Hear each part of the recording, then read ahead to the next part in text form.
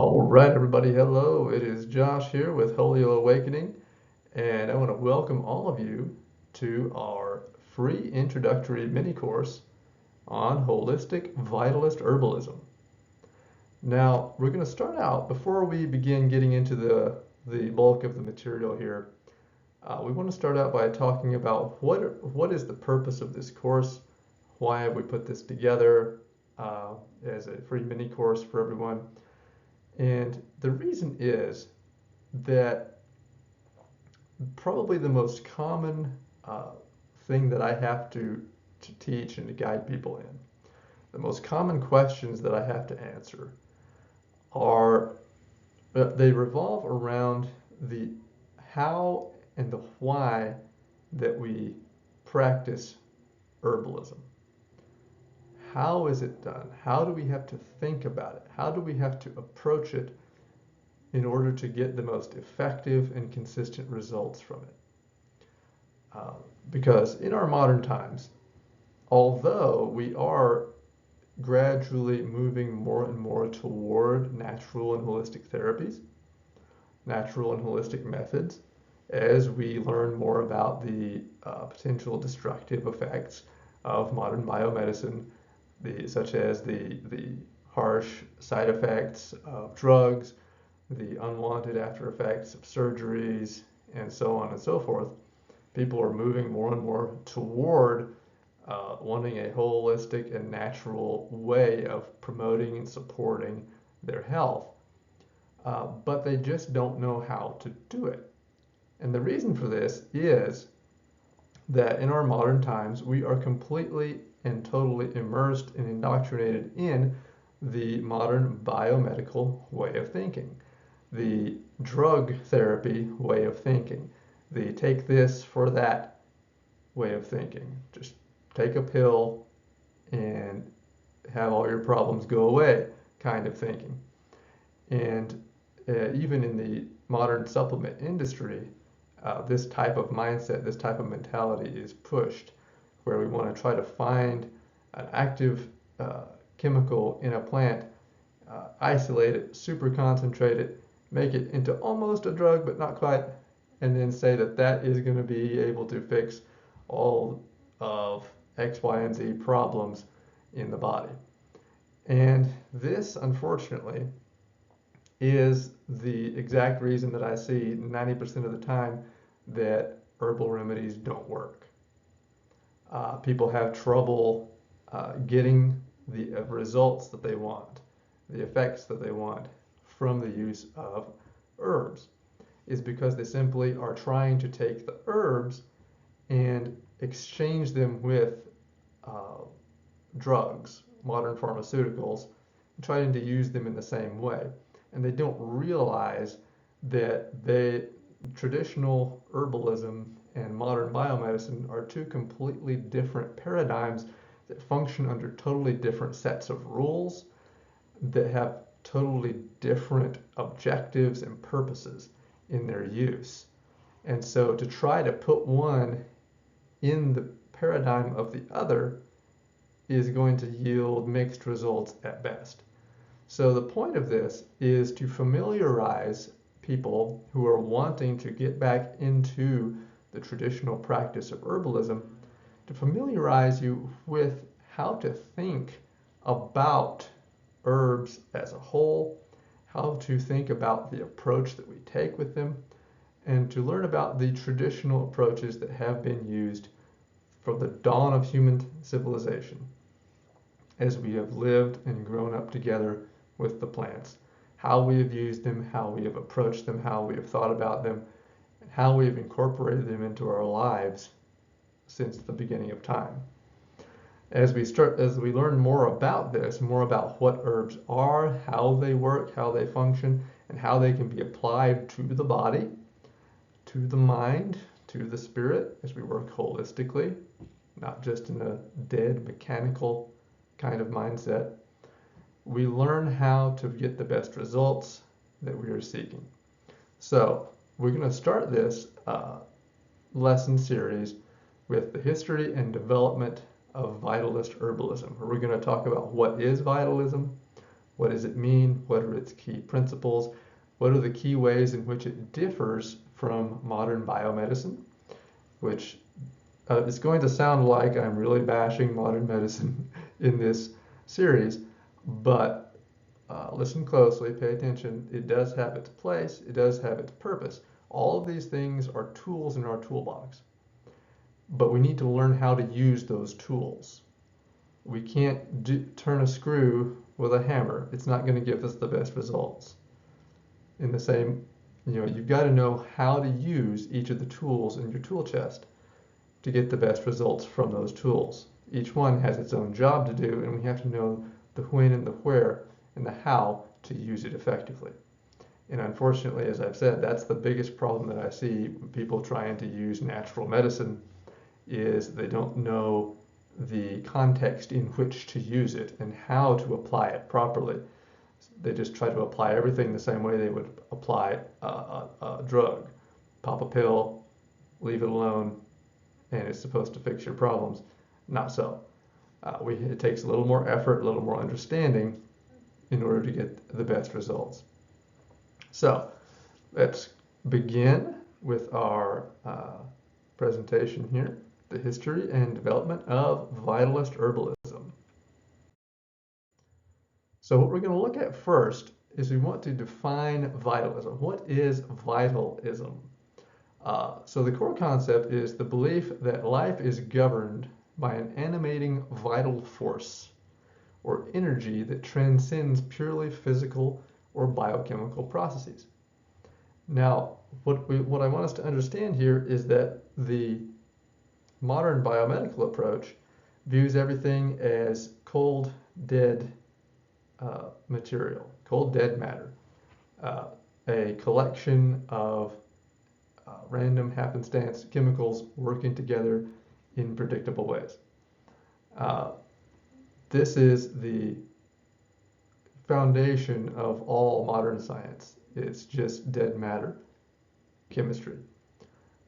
Vitalism, while acknowledging the functions of chemistry, also acknowledges that there is an inherent life force in nature. There is a spiritual, a mental aspect to all living things, and that this must also be considered and addressed in health therapies. Vitalism emphasizes the interconnectedness of body, mind, and spirit. We are not just matter, we are matter and spirit together. We are mind together. All of these things have to be working together. And as we're going to see as we go throughout the series, modern physics, modern quantum physics, quantum mechanics is showing that everything is indeed energetic vibrations. Pretty much all of science is circling back around to say that the ancient people were all right. They were all correct from the start, that everything is spirit, everything is energy, and that mind and body and spirit are all parts of the same thing. But medical science is the only real field of science that's still lagging behind that, unfortunately. Like I said, physics is right on board with the fact that we're all energy, that these things have to be addressed as well. But for some reason that we won't get into, medicine, the medical field, still wants to look at everything as cold, dead chemistry. But vitalism is the emphasis of this interconnectedness of mind, body, and spirit. This contrasts, as I said, with the reductionist paradigm of modern biomedicine, which often focuses solely on the physical mechanisms, without worrying about any other attributes that might be having an effect on the body. So the key principles of vitalism. The body has an innate intelligence and capacity for self-healing. We have a soul, we have a spirit, we have an intelligence within us. Our cells are not just dead little machines walking around in predictable fashion. We have a life force that is guiding the actions and reactions of all of our metabolic functions. Illness results from an imbalance in this vital force. So, as modern medicine wants to focus solely on the end result, the symptom patterns, the molecular lesions, the dysfunctions of the receptor sites on the cells, the vitalist wants to look prior to that end state and see what imbalance in the energetic qualities of the body caused or led to this symptom presentation or this molecular dysfunction. And so healing involves restoring harmony to the whole system, not just treating the symptoms. Again, symptoms are not the problem. Symptoms are the body's reaction to a problem. So what the vitalist wants to focus on is the problem itself. What went out of balance to lead to the presentation of a symptom? So next, we're going to take a look at some examples of vitalism throughout major world medical traditions. And we're going to start with Chinese medicine, one of the big three of the world: Chinese medicine, Ayurvedic medicine, and Western medicine. Often called traditional Chinese medicine, or TCM, although it should be noted that traditional Chinese medicine actually is a newer iteration of classical Chinese medicine. It sounds like it's the old, the old traditional Chinese medicine, but it's actually more of a newer creation. But the main principles are fairly similar. What we want to look at here is the concept of qi. Qi is the life energy that flows through the meridians of the body. So this is what in the Chinese system we would call the vital force. Qi has many, it's a very ambiguous term that is used in many different ways in many different contexts. There's the qi that we talk about, Ren qi being the qi of the human body, Tian qi, the heavens qi, the qi of weather, and on and on and on and on. Qi can refer to virtually any kind of energy, depending on the context. But in this case, we're talking about vital force, life force, what we might think of in Western medicine as biochemical energy, biomechanical energy, life energy that flows through the meridians of the body. In Chinese medicine, you may have seen some of the charts, like some of the ones I have behind me, where there are the meridian lines for acupuncturists. These are lines that carry qi through the body. These are channels that the qi is said to flow through. But the concept of qi leads us to the idea that harmony in qi ensures health, while stagnation or imbalance leads to disease. So the whole point in Chinese medicine is to create an equilibrium of qi in the qi, so that the body is healthy, strong, vibrant, and resilient, and that is in that state, it is very resistant to any kind of pathology. It's very difficult to get an infection when your body is in a perfect balanced state, because its defenses are very high. Some of the other key concepts in Chinese medicine are yin and yang, the two polarities. If you've seen the black and white Taiji Tu, the Taiji symbol, the two fishes swimming, where you have the white and the black circling around each other. This is the yin and the yang. These polarities symbolize the dynamic balance of opposites that are essential for vitality. It is the harmony of these opposites that leads to good health. Then we have the 5 elements.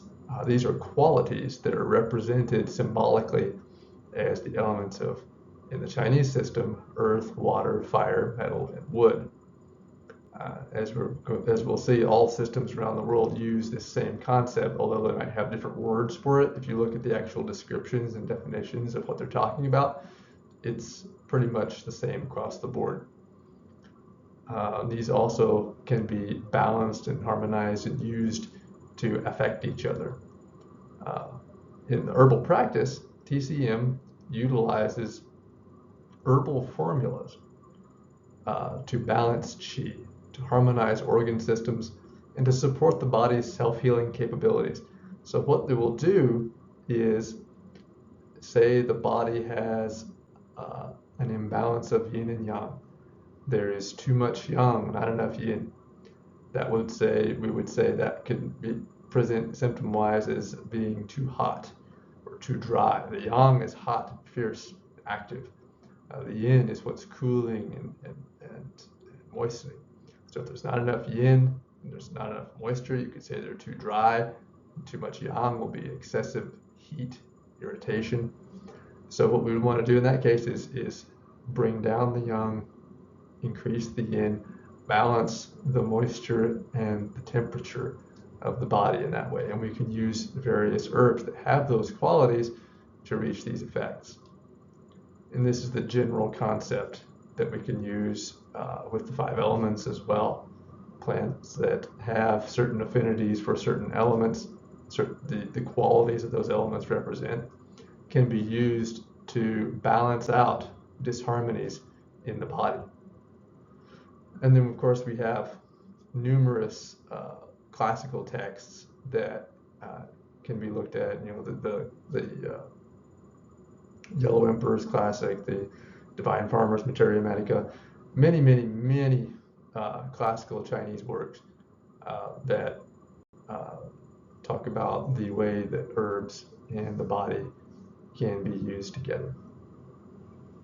So from Chinese medicine, we move to one of the other major systems, Ayurvedic medicine. Now in Ayurveda, they have the concept of prana, which is, in this context, essentially synonymous with qi. This is the vital force that sustains all living things. And just like they have the 5 elements in Chinese medicine, the Indian system also has 5 elements. And they are combined into 3 doshas, which are vata, which is a combination of air and space, air and ether elements, pitta, which is the combination of fire and water in this case meaning oil, and then the kapha, which is earth and water, actual water element. They're the 3 doshas that govern physiological and psychological processes. Here again, these are representations of qualities, types of combinations of qualities that are present in the body. So here again, in herbal practice, herbs are categorized based on their energetics. If they're warming or cooling or drying or moistening, relaxing or stimulating, these types of things. Including their effects on the doshas, the effects on the tissues, or the dhatus as they're called, and the metabolic processes, the agni, the internal fire of the body.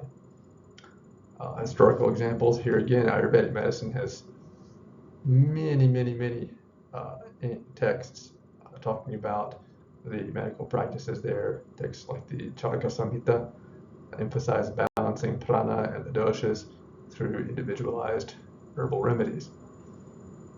So moving along to Unani medicine. Unani Tib medicine is traditional Arabic medicine, which is essentially taken from traditional Greek medicine. Unani Tib medicine literally means Greek medicine. Here we have the ruh, or the spirit, which is the same as how we would look at prana or chi. It's the same word as in the Hebrew Bible. The ruach is the spirit. So this same concept across many traditions as we're seeing here. It's the vital force central to life and health. The Unani system uses the humoral theory, which is analogous to the Greek system again. which shows that the body's health depends on the balance of four humors: blood, phlegm, yellow bile, and black bile. Here again, these are just metaphors for qualities in the body, and these correspond to the Greek humoral system, where we have choleric, phlegmatic, sanguine, and melancholic. In herbal practice, Unani medicine uses herbs to correct the humoral imbalances and balance the body's energy in the same way that the Chinese and Vedic systems do. So historical examples here are the works of Avicenna, who is probably the most famous of the Arabic doctors, who integrated Greek, Persian, and Islamic traditions into a holistic framework. Then we have vitalism in indigenous medicine throughout the world, tribal medicine, indigenous healing practices. Virtually all indigenous traditions recognize a spiritual essence or life force present in all beings in nature. There's a spiritual guiding force directing the physical, chemical activities of the body and of the plants and of nature around us. They're not random happenstance. They are intelligently directed and controlled. This is the major point of difference between vitalist herbalism and modern biomedicine, is the acknowledgement and respect for the spirit. Connection to nature. Plants are seen not just as physical remedies, but as spiritual allies in healing. In herbal practice, rituals, prayers, and ceremonies are often integrated with the use of medicinal plants to align the individual to the vital forces of nature. The idea being that the more in balance we are with the flow of nature, the natural cycles, the more our bodies will be healthy and resilient and strong. So some examples might be Native American traditions using plants like sage or sweetgrass for purification and balance. African traditional medicine incorporating the concepts of Asha or Chi, representing life force energy here again. Then we have vitalism in European medicine. The European, which then developed into the North American traditions. North American traditions, many of which were sort of a blend of the European and the Native American traditions, such as Thomsonianism, founded by Samuel Thomson, which emphasized the body's innate heat and used herbal therapies like cayenne and lobelia to stimulate the vital force. Thomson worked a lot with his whole basis was on this idea of the heat that in the Vedic system would be called the Agni, the metabolism. And he used things, cayenne, for example, to stimulate, open up, move the blood, increase the heat, open the pores, and lobelia, which has a relaxing diaphoretic effect to open up and relax the body so the blood and the heat can move. So this was one of his favorite formulas, cayenne and lobelia. Then we have eclectic medicine, which sort of grew out of that, and a combination of the traditional medicine and then the modern, at that time, the modern conventional medicine that was starting to come about. So it combined traditional herbalism with emerging medical sciences, focusing on individualized care and the vital force.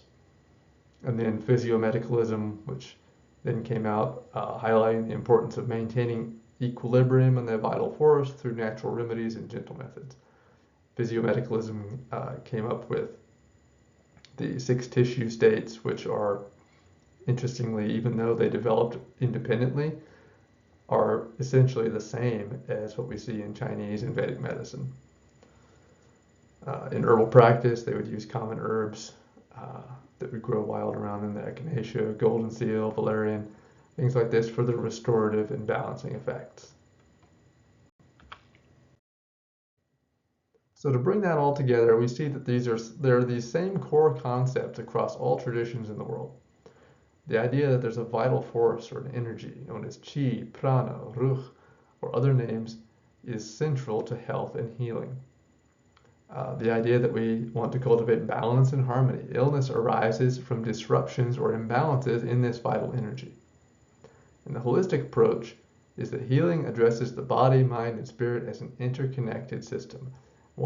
Each one affects the other. You can't affect one without affecting the others. True healing has to take into account all the totality of the being.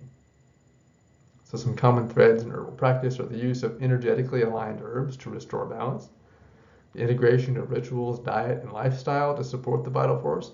In vitalism, we're not just popping pills, we are changing our lives to create a creature that is healthier, stronger, and more capable of living a good and healthy and vital life. We have deep respect for the wisdom of nature and the body's innate healing capacity. We're not just treating it like a machine. So let's look at it in some modern contexts. Here again, we're contrasting it primarily with modern biomedicine.